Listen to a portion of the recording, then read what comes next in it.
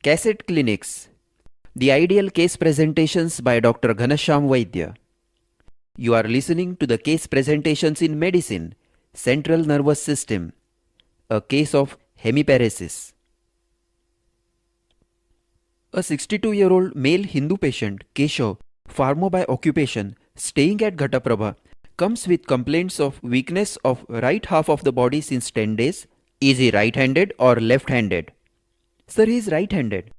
62 years old right-handed male Hindu patient Keshav, farmer by occupation, staying at Ghataprabha, comes with complaints of weakness of the right half of the body since 10 days, inability to talk, and dribbling of the saliva from the right side of the mouth.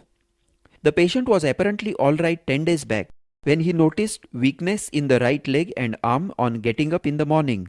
The weakness gradually increased over 6 hours, and by afternoon he could not move the right leg and arm.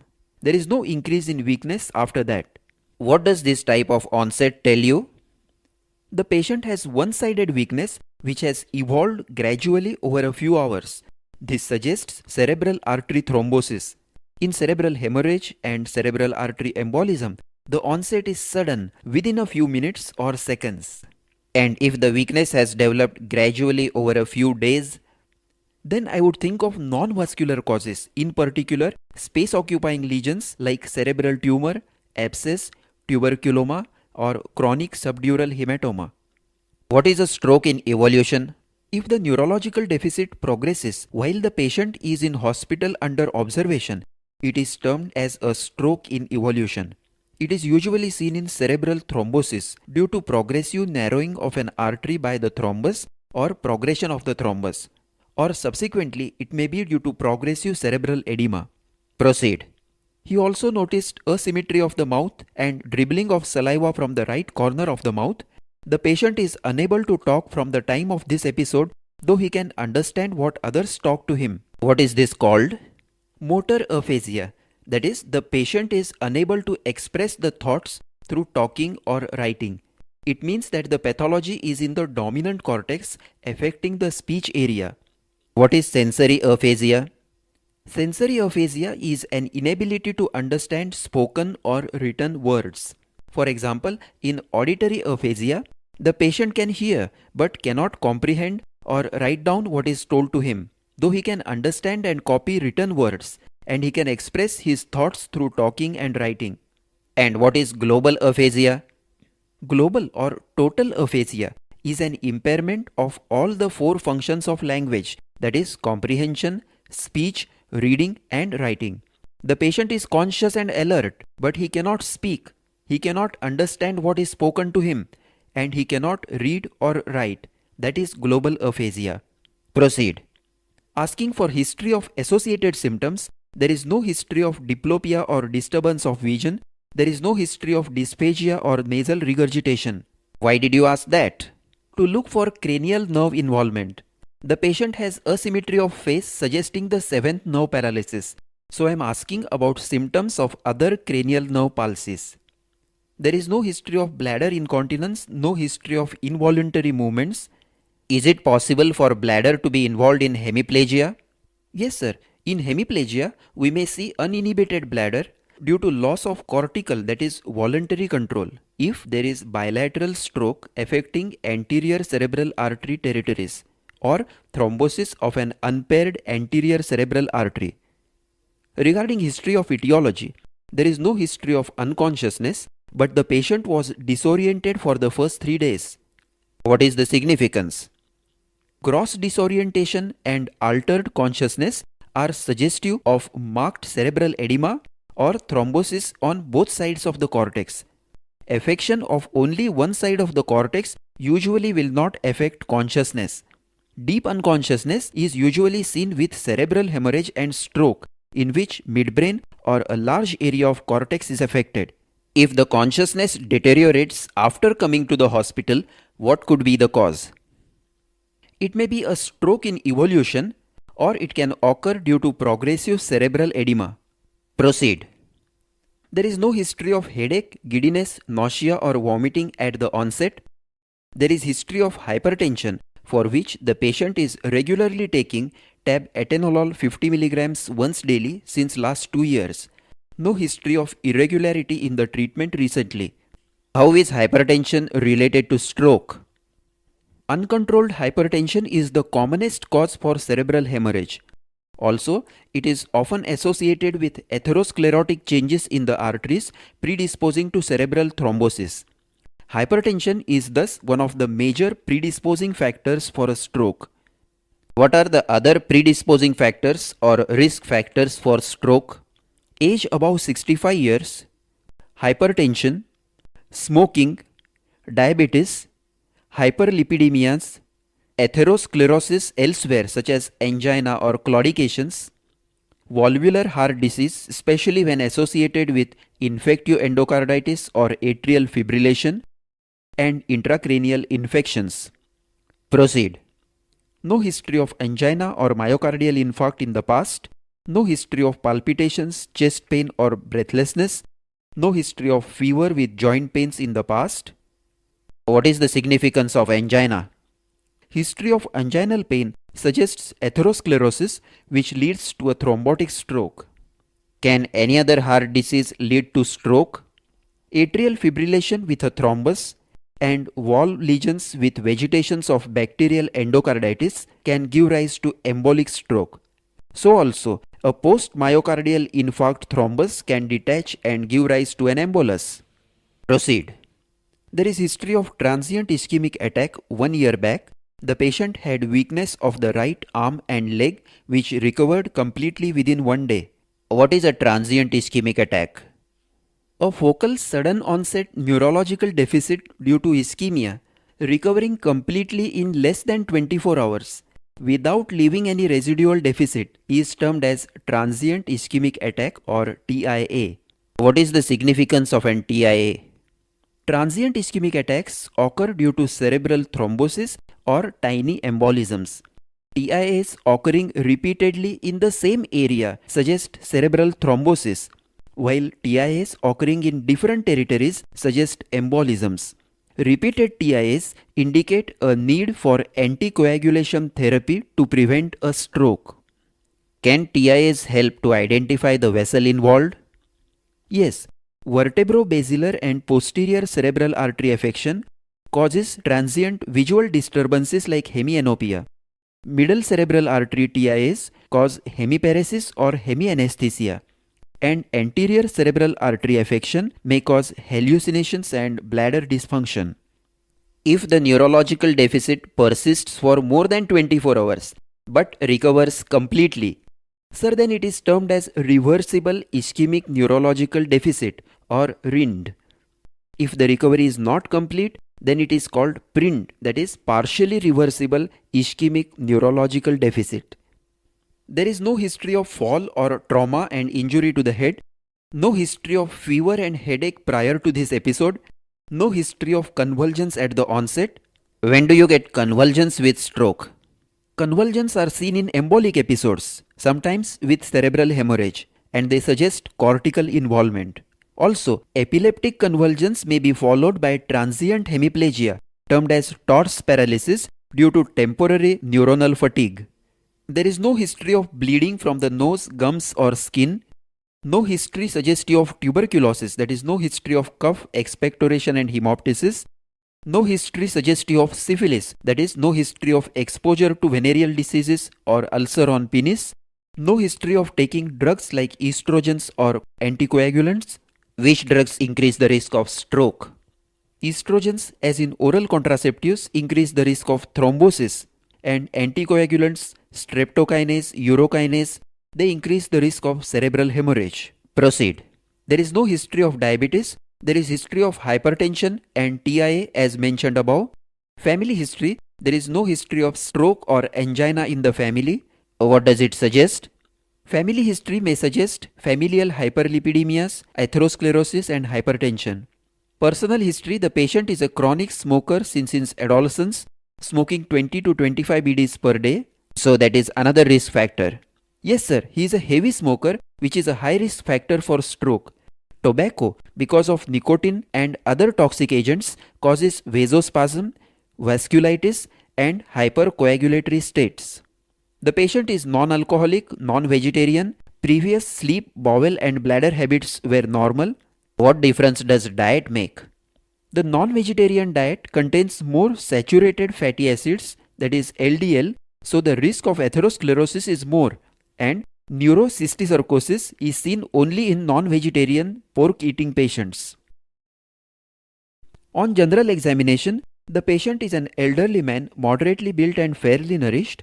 Vital signs: the patient is afebrile, pulse is 82 per minute, regular, good volume and normal character, equal on both the sides. Blood pressure is 140 by 90 millimeters of mercury in the right arm in supine position. Respiration is 18 per minute, regular. Attitude: the patient is lying supine with right arm adducted and internally rotated. The right leg lies externally rotated and in extension at the hip, knee and ankle. What is the reason for this attitude? This is a typical hemiplegic attitude because of increased tone of the anti-gravity muscles, that is adductors and flexors in the upper limbs and extensors in the lower limbs. So the upper arm lies adducted, flexed and internally rotated, while the lower limb lies extended at all the joints and externally rotated. Proceed. There is no soiling of the bed with urine and stools. On examination of the central nervous system, on examination of the higher function, the patient is conscious, well oriented in time, space and person, obeys simple commands, he is right-handed, the memory cannot be tested and hallucinations and delusions cannot be expressed as he has aphasia. Now tell me how you tested the higher functions. First, I looked for the level of consciousness of the patient. The patient is fully awake, aware about the surroundings and responds to commands. If he was not awake, I would have tried to wake him up by stimulating him, by shaking his hand or calling him. If he can be aroused, answers the questions asked, but reverts back to sleep on withdrawing the stimulus, it is called as a state of drowsiness. If he cannot be so aroused, I will give him a painful stimulus. If he responds only to very painful stimulus, it is a state of semi-coma. And if he does not respond to painful stimulus also, then it is a state of coma. In coma, the patient is immobile, all reflexes are absent, and plantars are extensors. And what is stupor? Stupor is the state between drowsiness and semi-coma, where the patient may be aroused only by painful stimulus and he may respond to simple commands for a short while. A stuporous patient may also be restless and moving. Proceed. In this patient, it is difficult to test other functions as he has aphasia. Otherwise, I will first test his orientation in time, space and person by asking questions such as what is your name, what occupation do you do, where are you now, what time and what day is it now, when did you come to the hospital. Then I will test his memory by asking about events in the last few hours like what did you have for breakfast, did you pass urine, etc. And then events in the past about his job, family, childhood, etc. What is the significance of involvement of the higher functions? That indicates cortical involvement.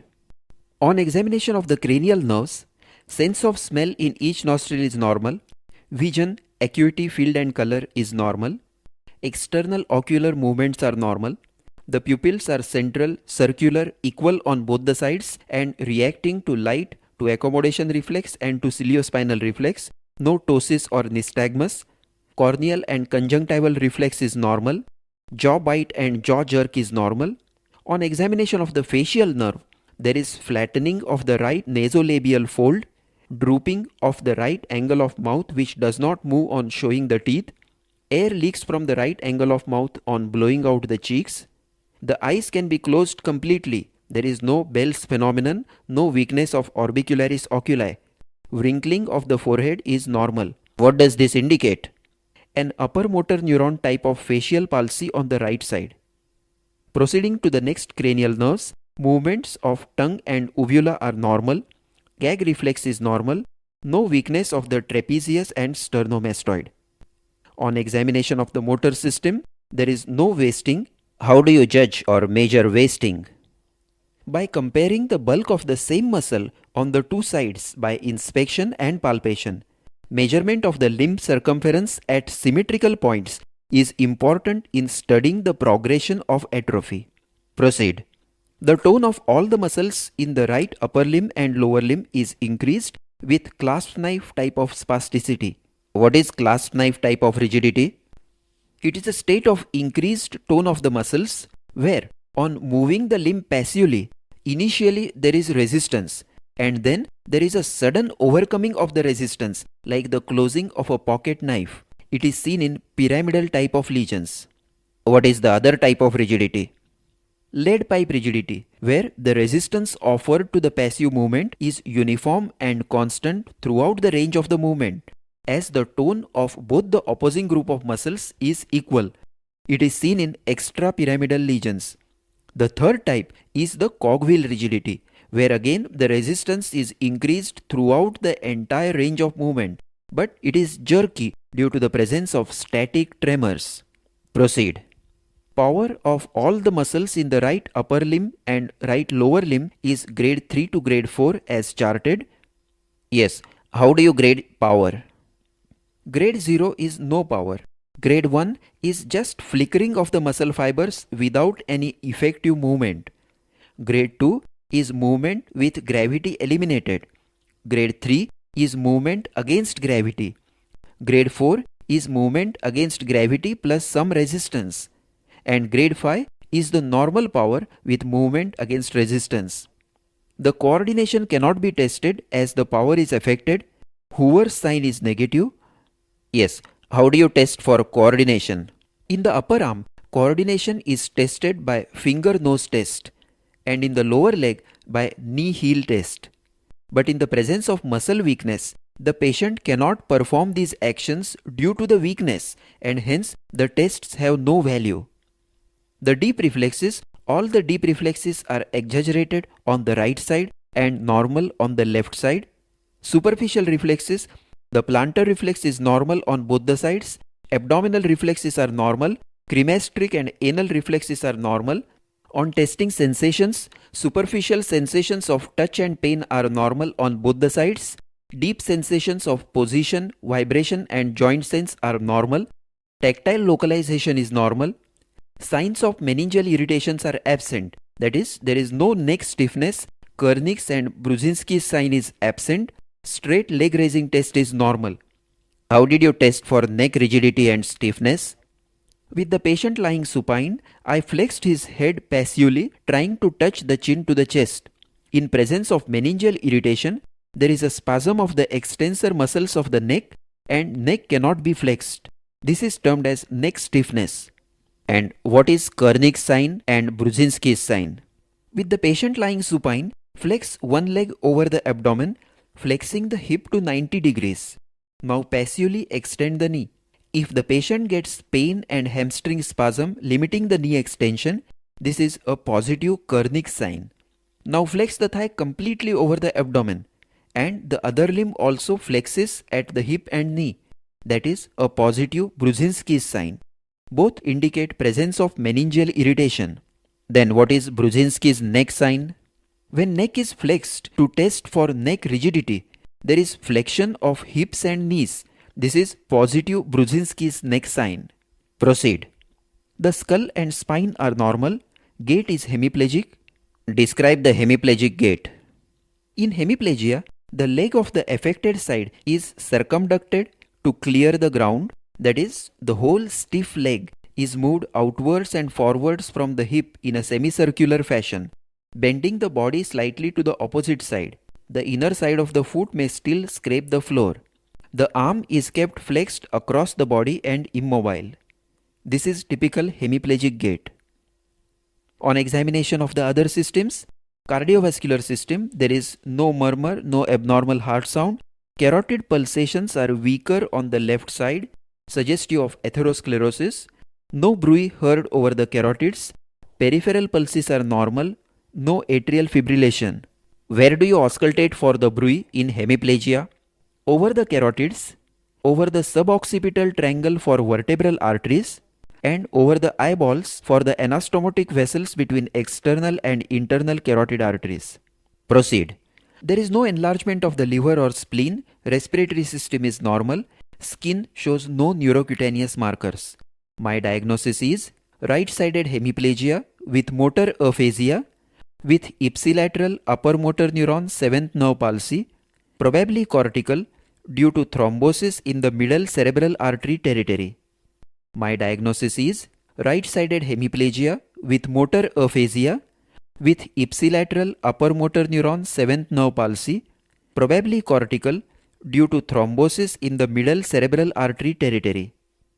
Yes, first you mention the side of the hemiplegia and associated cranial nerve lesion and whether they are ipsilateral or contralateral. Then you mention the level of the lesion, and if the lesion is above the midbrain, then the probable artery affected, anterior, middle or posterior cerebral. Lastly, you should mention the probable pathology, that is thrombosis, hemorrhage or embolism. Now tell me, why do you feel that this lesion is in the cortex? Because the hemiplegia is not dense, it is associated with motor aphasia and there is history of altered consciousness at the onset. How will you decide the level of the lesion in hemiplegia? First, I will see whether the hemiplegia is ipsilateral or contralateral. Ipsilateral hemiplegia means that the cranial nerves and the limbs of the same side are affected.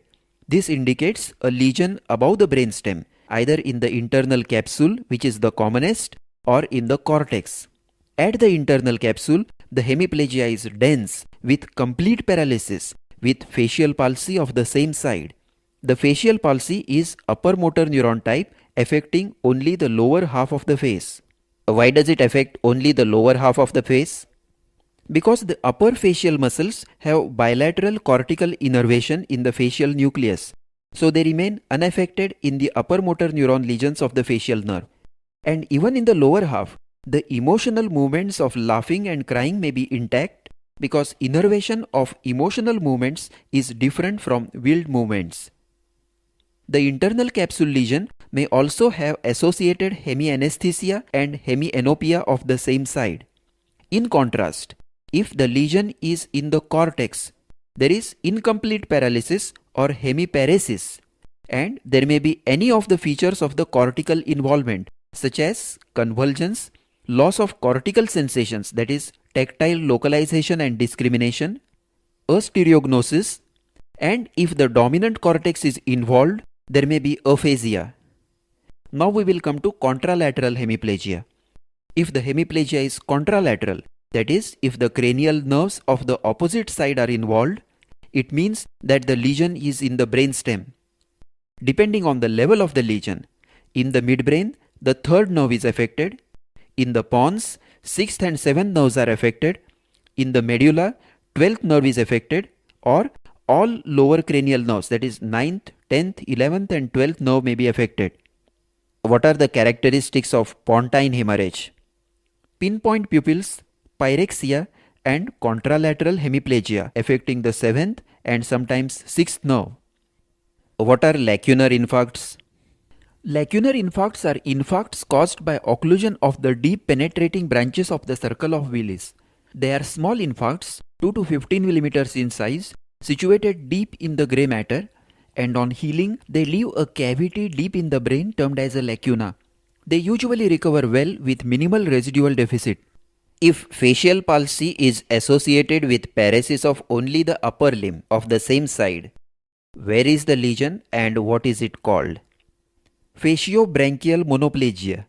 It is due to occlusion of the Hubner's artery, which is a branch of the anterior cerebral artery. How do you identify which artery is affected?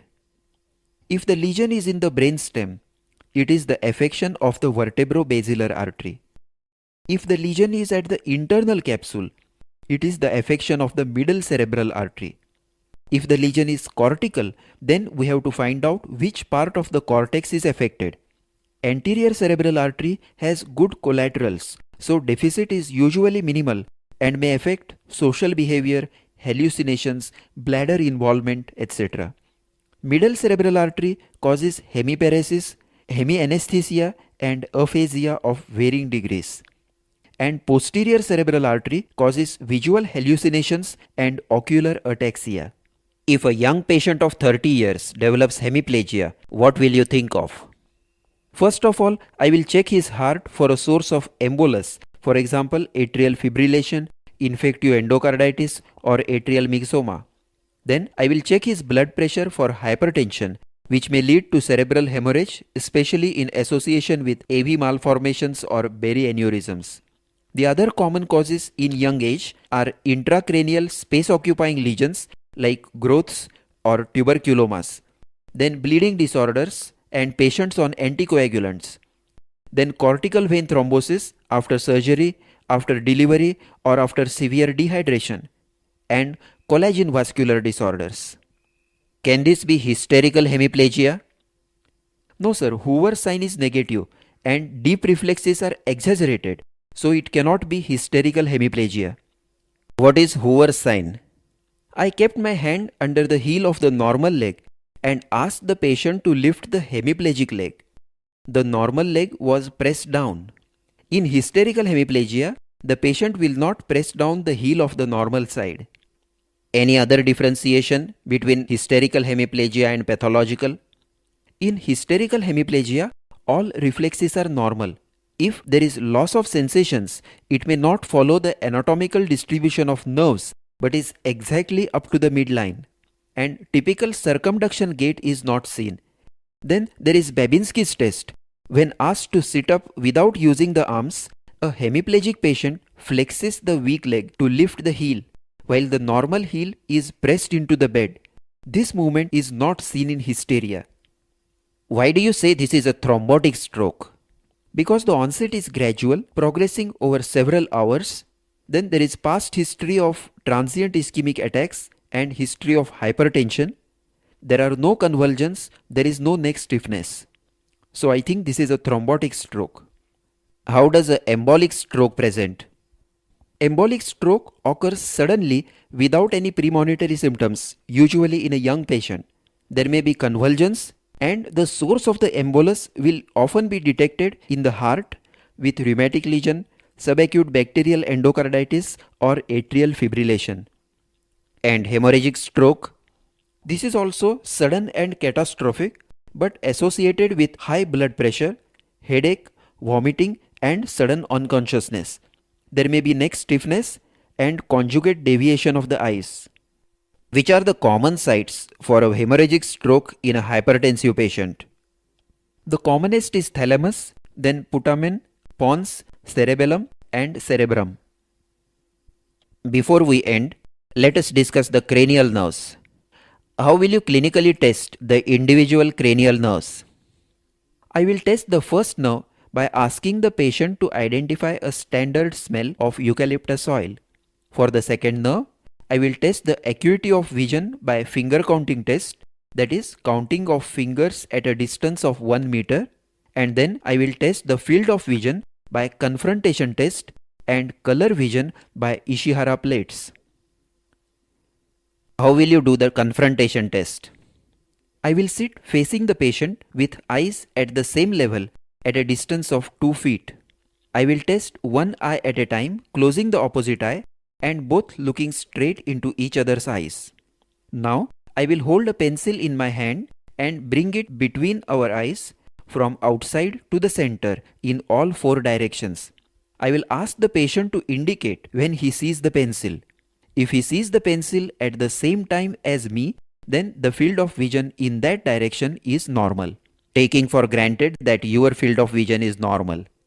Yes, sir. Proceed.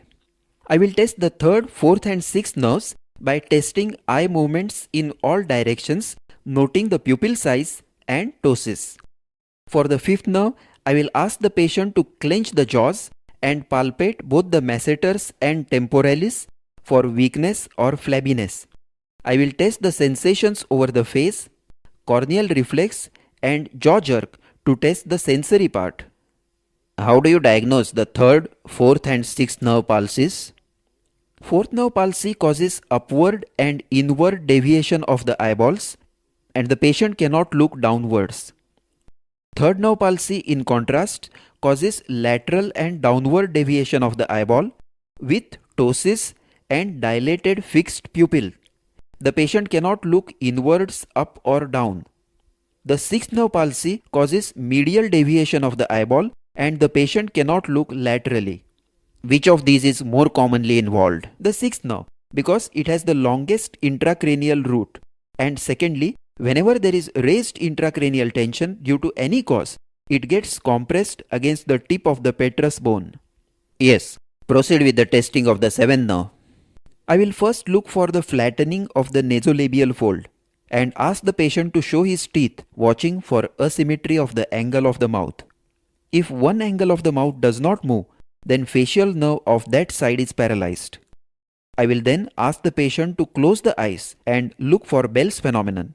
Then I will ask him to look upwards and look for the wrinkling of the forehead. What is Bell's phenomenon?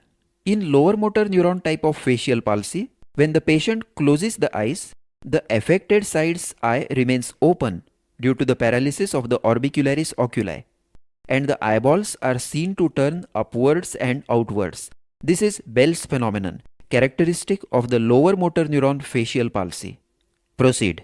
For the eighth nerve, I will test the auditory function by testing whether he can hear the tick of a watch, and then by tuning fork by performing the Rene's test and Weber's test.